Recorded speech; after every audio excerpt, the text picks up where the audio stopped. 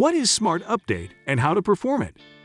After the full migration is completed, it takes time to set up the new store and get it ready for business.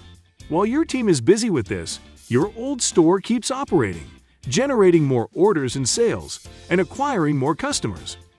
The data generated by these activities is recorded in the old store and needs to be moved to the new store. This is where Smart Update comes in. If migrating with a cart-to-cart migration service, you can use the Smart Update feature to migrate all the modified or newly appeared entities from your old store to the new one. Cart-to-cart uses an innovative technology that updates only the data that has been edited or modified on your current store during or after the full migration. And what's important, without affecting all the rest data of your store. Basically, how does the Smart Update option work? It scrutinizes data fields in both stores.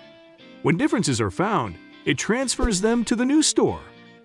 The Smart Update function is available for most major e-commerce platforms, including Magento, WooCommerce, Shopify, BigCommerce, PrestaShop, Shopware, OpenCart, and more.